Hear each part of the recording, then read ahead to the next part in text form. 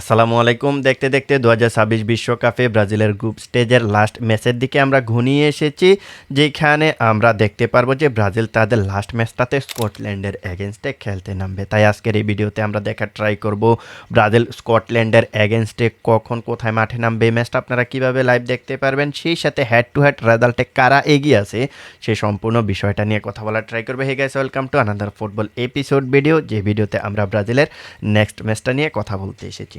তো first of all আমরা যদি ম্যাচ টাইমিংয়ের কথা বলি তাহলে দেখতে পারবো যে আগামী বৃহস্পতিবার বাংলাদেশ টাইম অনুযায়ী ভোর 4টায় ব্রাজিল স্কটল্যান্ডের এগেনস্টে খেলতে নামবে।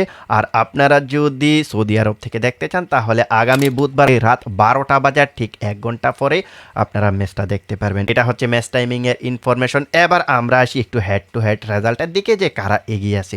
আমরা যদি হেড টু হেড রেজাল্টের কথা বলি তাহলে দেখতে পারবো যে এই দুইটা টিম একে অপরের মুখোমুখি হয়েছে এখনও পর্যন্ত 10 বার, আর ওই 10 বারে ব্রাজিল 8টা জয় তুলে নিয়েছে এবং 2টা ম্যাচ ড্র করেছে। অর্থাৎ হেড টু হেড রেজাল্টে দেখতে পারবেন যে ব্রাজিল একটা ম্যাচও হারে নাই, যে 10টা ম্যাচ খেলেছে এর মাঝে 8টা জয় এবং 2টা ড্র রয়েছে, অর্থাৎ ব্রাজিলের হারের কোনো রেকর্ড নেই।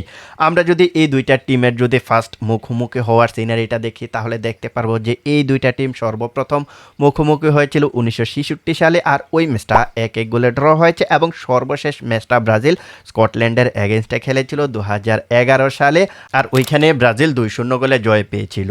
আমরা যদি এই দুইটা টিমের 10টা ম্যাচের স্কোর লাইনের দিকে যদি ফোকাস করি তাহলে দেখতে পারবো যে এই 10টা ম্যাচে ব্রাজিল স্কটল্যান্ডের এগেনস্টে টোটালি 17টা গোল দিয়েছে এবং 3টা মাত্র গোল কনসিড করেছে। এই দুইটা টিম বিশ্বকাপে এখনও পর্যন্ত একে অপরের মুখোমুখি হয়েছে টোটালি 4 বার। এই 4 বারের মাঝে 3টা ব্রাজিল জিতেছে, একটা ড্র করেছে। সর্বপ্রথম তাদের দেখা হয়েছিল 1974 বিশ্বকাপে এবং ওইখানে ম্যাচটা কিন্তু গোল শূন্য ড্র হয়েছিল। দ্বিতীয়বার দেখা হয়েছিল 1982 বিশ্বকাপে, আর ওইখানে ব্রাজিল জয় পেয়েছিল। 1990 এবং 1998 বিশ্বকাপেও কিন্তু ব্রাজিল এই টিমের এগেনস্টে জয় তুলে নিয়েছিল। সো বুঝতেই পারতেছেন বিশ্বকাপের মুখোমুখি দেখায় ব্রাজিল ওদের চাইতে বেশ এগিয়ে আছে। 4টার মাঝে 3টায় কিন্তু জয় তুলে নিয়েছে। এখন কিন্তু আরও একটা ম্যাচ ব্রাজিল স্কটল্যান্ডের এগেনস্টে বিশ্বকাপে খেলতে চলেছে।